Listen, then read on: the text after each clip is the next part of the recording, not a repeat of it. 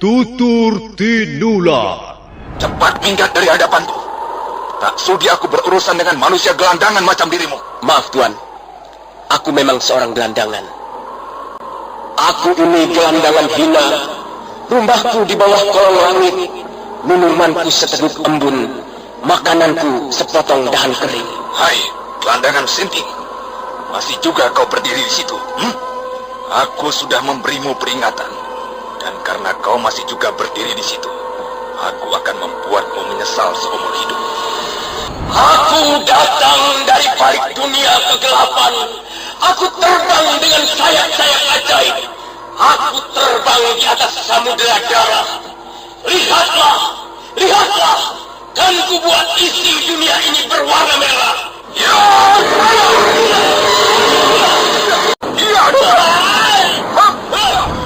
Sepasang pedang itu bergelantungan di pinggangnya ketika si pendekar aneh melangkah mendekati Arya Kamandanu yang masih tergeletak di atas semak belukar. Kamandanu, syukurlah kau sudah sadar kembali. Sakawuni? Benarkah kau Sakawuni? Kau pingsan cukup lama, Kamandanu. Sejak tadi aku menunggumu di sini. Aku sudah sangat khawatir. Untunglah kau segera sadar kembali. Semula aku sudah sangat kebingungan dan khawatir. Aku baru saja bertarung melawan Pubaja. Iya, aku melihat jalannya pertarungan kalian. Rupanya pendekar cebol itu sudah berhasil meningkatkan kemampuan Aji Sigara Geninya. Iya, dia berhasil melukai tubuhku. Pertahananku kebobolan. Aji Sigara Geni berhasil menyambar sebagian dadaku sebelah kiri. Kau tidak usah cemas, Kamandanu. Luka-luka dalammu akan segera bisa disembuhkan dengan bunga tunjung biru. Tapi aneh sekali. Mengapa dia tidak membunuhku? Mengapa dia membiarkan aku pingsan di sini? Sakawuni kemudian menceritakan apa yang baru saja dilihatnya, terutama sekali tentang kehadiran seorang pendekar aneh yang gemar melantunkan bait-bait syair. Pendekar aneh itulah yang kemudian menggantikan Arya Kamandanu menghadapi Empu Bajil. Ya, semula aku bermaksud menolongmu, Kamandanu. Tapi mendadak pendekar aneh itu muncul. Dan selanjutnya, dialah yang kemudian bertarung melawan Empu Bajil. Kemampuan ilmu kanuragan mereka seimbang. Empu Bajil nampaknya tidak ingin meladennya lebih jauh. Dia memilih kabur. Dan pendekar aneh itu pun segera pergi meninggalkan Bukit Kardama ini. Oh, pedangku. Di mana pedang naga puspa? Tenanglah, Kamandanu. Tenanglah. Pedangku Sakawuni. Bajil telah mengambil pedangku. Benarkah Bajil telah mengambil pedangku? Ataukah pendekar aneh itu yang telah mengambilnya? Katakanlah Sakawuni. Tenanglah, katakanlah. Kamandanu. Tenang. Akan kukatakan. Tapi tenanglah dulu. Kalau kau terlalu bernafsu, kau bisa memuntahkan darah karena luka-luka dalammu. Tenanglah. Berbaringlah saja di sini. Aku akan menceritakannya. Ya, memang benar. Empu Bajil telah mengambil pedangmu, Kamandanu. Sekarang pedang naga puspa berada di tangannya. Mengapa kau tidak berusaha mencegahnya, Sakawuni? Mengapa kau biarkan pendekar jahat itu mengambil pedang naga puspa? Semula aku bermaksud begitu, Kamandanu. Tapi kemudian aku memikirkan keselamatanmu.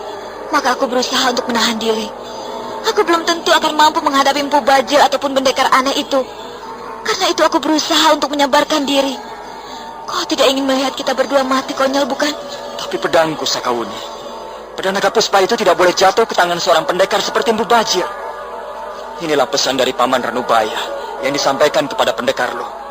Dan pendekar lo meneruskannya kepada Mesin. Kemudian Mesin meneruskannya kepadaku. Pedang naga puspa itu adalah senjata yang sangat ampuh. Dia bisa bermanfaat jika berada di tangan seorang pendekar beraliran putih. Sebaliknya, dia bisa mendatangkan bencana besar jika berada dalam genggaman seorang pendekar berwatak jahat seperti Empu Bajil. Iya, aku tahu, Kamandanu, aku tahu. Tapi aku tidak mempunyai pilihan lain. Aku tidak ingin kita mati konyol bersama-sama. Maka lebih baik aku mengalah. Soal pedang naga puspa itu bisa kita rebut kembali dari tangan Empu Bajil. Tapi kalau kita mati konyol, apa yang bisa kita lakukan? Kita harus mencari Bajil sekarang juga, Sakawuni.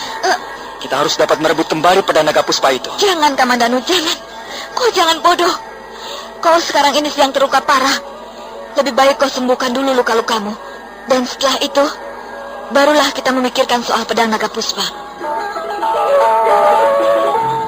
Sakawuni dapat membujuk Arya Kamandanu agar jangan menuruti hawa nafsunya. Akhirnya Arya Kamandanu menurut. Luka-lukanya memang harus diobati lebih dulu. Sakawuni menggunakan bunga tunjung biru untuk menyembuhkan luka-luka dalam yang diderita Arya Kamandanu. Mereka berdua selama 2 hari 2 malam tinggal di lereng Bukit Kardama. Menjelang hari yang ketiga, ketika cahaya matahari mulai memancar di ufuk timur, dan lereng Bukit Kardama perlahan-lahan mulai terang, Arya Kamandanu bangun dari tidurnya dan merasakan tubuhnya sudah agak segar. Bagaimana keadaanmu, Kamandanu? Kulihat tidurmu nyenyak sekali semalam. Iya, aku merasa lebih segar sekarang. Lalu apa rencana kita selanjutnya, Buni? Kalau kita langsung memburu Mpu Bajil ke sarangnya, kupikir hal itu merupakan tindakan yang sembrono. Iya, aku pun berpikir begitu. Kemampuan Mpu Bajil sekarang ini sudah setingkat lebih tinggi dibandingkan kemampuan yang kita miliki. Kita berdua bisa terbunuh oleh Aji Segara Geni. Apakah kau tidak ingin kembali ke Bukit Kurawan, menemui Paman Birot? Tidak, Wuni. Tak ada manfaatnya kita menggali batu-batuan itu. Sekalipun kita dapat mengeluarkan lempengan-lempengan batu bergambar, masih tetap ada rahasia yang belum bisa kita pahami. Lalu apa yang bisa kita lakukan? Lebih baik kita ke desa Kedung Peluk. Arya Kamandanu kemudian menceritakan pertemuannya dengan Nini Luh Jinggan. Dia sangat terkesan melihat tari-tarian yang diperagakan Nini Luh Jinggan. Itulah sebabnya dia ingin pergi ke desa Kedung Peluk.